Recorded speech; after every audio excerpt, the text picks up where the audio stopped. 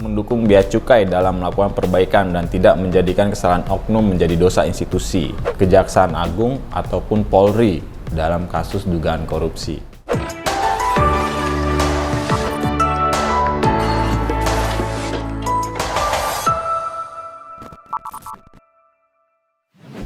Hai Sobat Negeriku, kembali lagi di reactionjpnn.com. Ada cerita di balik berita. Bersama gua Fatan, kita akan membahas 5 berita terpopuler di JPNN pada pekan ini. Berita kelima terpopuler di JPNN berjudul Kondisi Dorman Borisman sebelum meninggal dunia. Jadi, aktor senior Dorman Borisman sempat dirawat di rumah sakit karena penyakit komplikasi. Pada Selasa 30 April bulan lalu, almarhum menjalani operasi dan kaki kanannya harus diamputasi. Kabar itu disampaikan oleh seniman sekaligus rekan Dorman tadi, Edi Karsito. Nah, setelah menjalani operasi amputasi kaki kanan, Dorman menjalani perawatan dalam ruang inap ICU. Menurut Edi, amputasi yang dilakukan melebihi apa yang diperkirakan sebelumnya. Dari sebelumnya amputasi kaki kanan di atas mata kaki, namun dokter menyatakan harus amputasi di atas lutut. Nah, Dorman Borisman meninggal dunia dalam usia 73 tahun di Rumah Sakit Muhammad Ridwan, Mauraksa, Jakarta Timur, Selasa pada tanggal 7 kemarin. Dia meninggal pukul 7 malam. Jenazah Dorman Borisman akan dikebumikan pada Rabu. Berita ini termasuk menjadi yang terpopuler di JPNN dan mendapatkan respon dari Sobat Negeriku. Pertama datang dari Foria 12. Wah, aku ingat Bang Dorman ini sering main film-film komedi, aktingnya bagus. Selamat jalan Bang Dorman, terima kasih pernah mewarnai dunia perfilman Indonesia. Lalu ada komentar kedua dari Hari Katika. Dia menyebutkan bedanya Indonesia dan negara lain, pemain film-film lawas masih diperhatikan. Kalau di Indonesia udah tua dikit aja langsung gak dibutuhkan, langsung dilupakan begitu saja. Terima kasih Bang Dorman Borisman, tenang di surga. Ya, Bang Dorman ini juga kita tahu banyak menghiasi perfilman komedi di Indonesia, dan kita mengingat dia sebagai orang yang membawa kebahagiaan lah. Semoga Bang Dorman diterima di sisi Allah. Lalu berita keempat berjudul Bea Cukai jadi sorotan, pengamat intelijen dan keamanan merespon. Nah, pengamat intelijen dan keamanan nasional Dr. Stepi Andriani mengingatkan publik untuk mendukung bea cukai dalam melakukan perbaikan dan tidak menjadikan kesalahan oknum menjadi dosa institusi. Hal itu Stepi katakan merespon bea cukai yang mendapat sorotan tajam karena kinerja yang dianggap jauh dari harapan publik. Stepi mengatakan jangan karena nilai titik rusak susu sebelanga. Artinya jangan karena oknum yang melakukan kesalahan dengan serta-merta publik menjadikan kesalahan tersebut sebagai kesalahan atau dosa institusi. Stepi menjelaskan jika oknum yang terlibat harus dievaluasi, tapi bukan lembaganya yang kemudian dicaci maki. Sebab kata dia masih banyak pegawai bea cukai yang berdedikasi dan tulus dalam bekerja. Stepi berpandangan ada pihak tertentu yang diduga ingin melemahkan dan merusak reputasi bea cukai. Dia tidak tahu apa motifnya. Namun ketika instansi ini sempat dituduh memakai buzzer untuk memulihkan citra, bea cukai sendiri telah membantah menggunakan jasa buzzer tersebut. Let's go. Nah, berita ini juga mendapat respons ya dari Sobat Negeriku lagi. Yang pertama datang dari Rudianto Yuto. Dia bilang Dirjen Bea Cukai kaya banget, bagi-bagilah duitnya sama kami rakyat jelata ini. Lalu ada juga dari Guntur Mada, buat Sri Mulyani nggak pusing ya anak buahnya berulah terus. Memang ya masuk jajaran Kementerian Keuangan itu harus dengan iman yang kuat. Kalau yang haus uang susah, ada kesempatan dikit bawaan ingin nilai. Jadi bea cukai ini akhir-akhir ini mendapat sorotan ya. Ada dari yang selebgram, kemudian ada juga dari aktor, ada juga dari pegiat media sosial yang mengaku barang datang tapi yang dikenakan bea itu lebih mahal dari barang yang dia beli di luar negeri.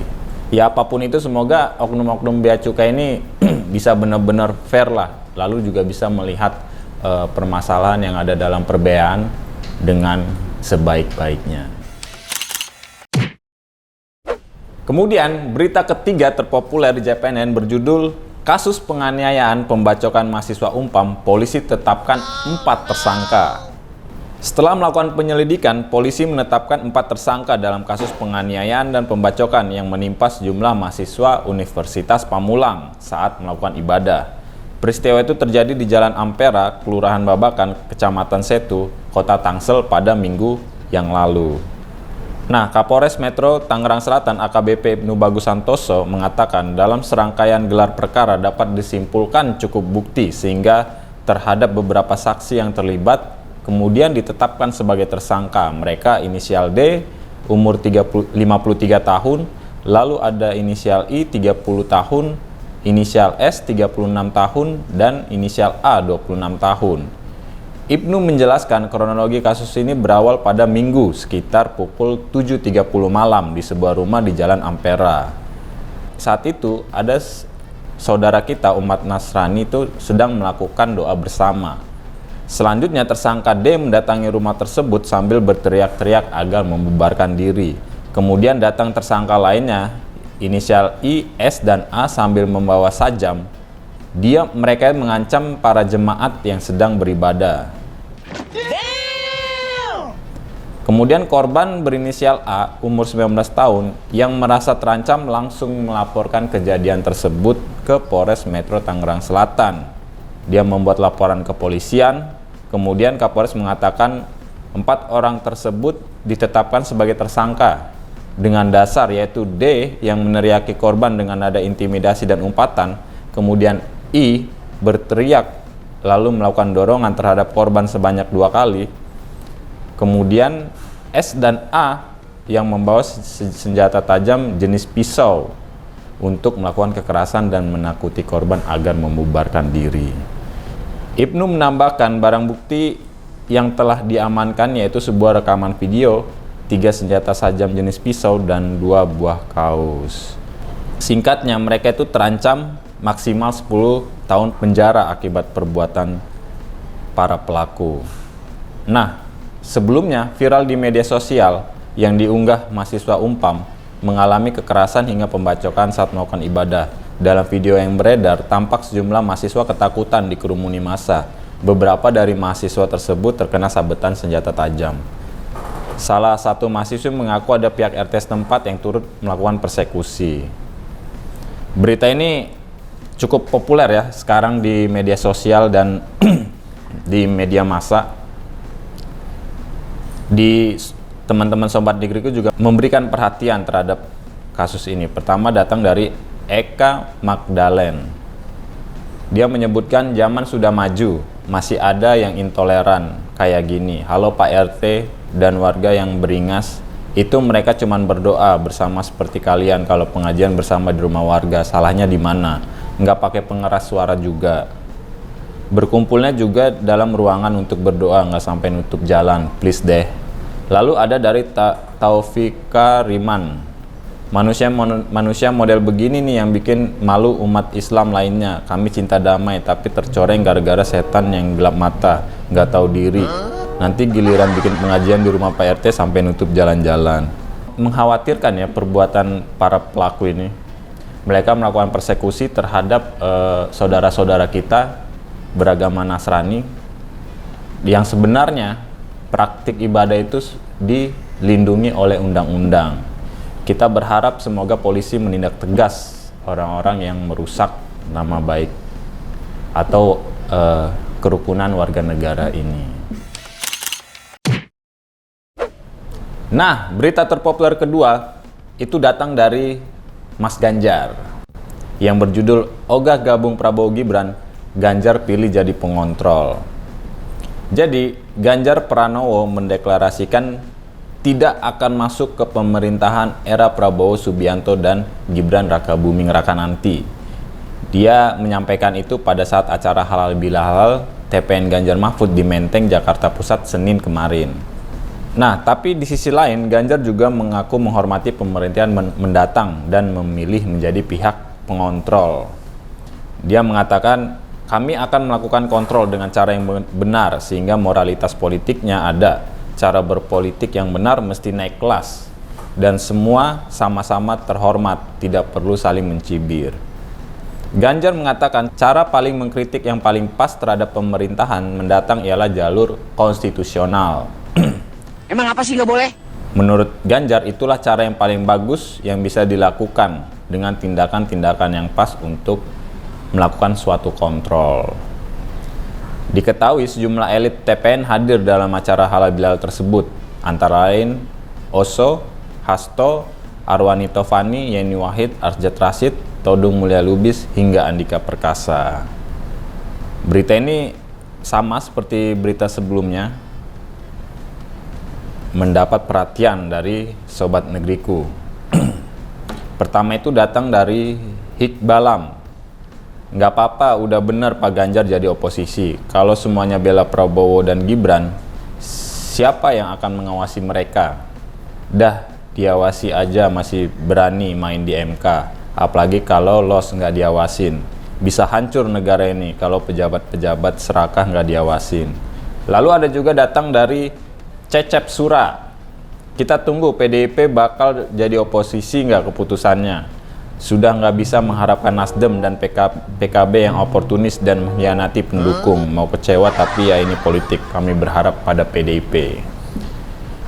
Ya apapun itu semoga oposisi juga banyak ya. Bukan, kalau rakyat sih berharap bukan hanya PDIP dan PKS, tapi partai-partai seperti yang mendukung Anies maupun Ganjar tetap yang ada di parlemen tetap di oposisi untuk mengawasi jalannya pemerintahan. Karena menurut kami check and balancing itu sangat penting. Nah, selanjutnya berita terpopuler pertama di JPNN pada pekan ini berjudul 3 kategori orang ini jangan sampai menjabat di kabinet Prabowo Gibran. Dalam berita ini disebutkan muncul pesan berantai terkait susunan kabinet Prabowo Subianto dan Gibran untuk pemerintahan 2024 mendatang.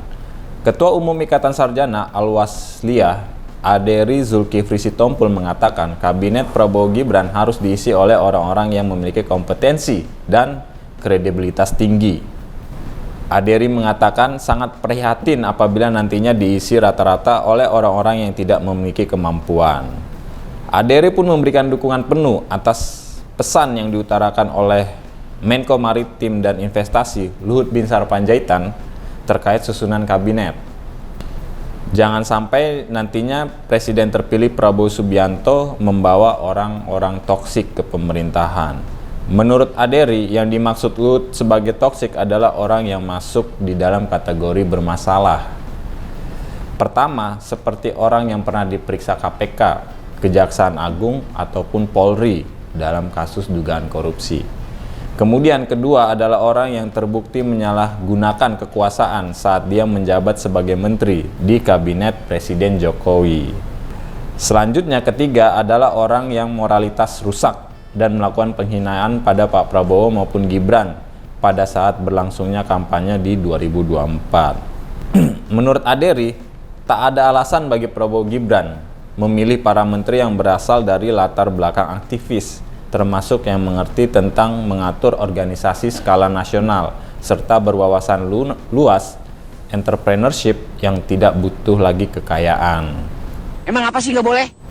Nah, berita JPNN yang terpopuler pertama ini mendapat respon yang sangat deras dari Sobat Negeriku. Kita sebut saja dari Andika Safri. Pesan untuk Prabowo Gibran, jangan masukin Lord Luhut ya di kabinet. Dia menjabat satu menteri aja ngerjain kerjaan semua menteri. Apa jangan-jangan dia presiden sesungguhnya? Lalu datang dari Kamila 34. Pokoknya siapa yang menjabat, dia akan memberi jatah untuk orang-orang yang pernah mendukungnya. Kayaknya nggak lihat karakter dan kompetensi, karena semua haus kuasa dan ada utang jatah oposisi. Ya, apapun itu semoga pemerintahan Prabowo Gibran ini mampu menjalankan pemerintahan dengan sebaik-baiknya, dan semoga saja yang ditempatkan dalam posisi menteri-menteri ini ya benar-benar orang yang punya kredibilitas dan tak punya masalah pada masa lalu. Nah, itu dia tadi 5 berita terpopuler di JPNN pada pekan ini. Jangan lupa like, comment, subscribe akun JPNN di YouTube. Kita akan jumpa lagi minggu depan. Bye!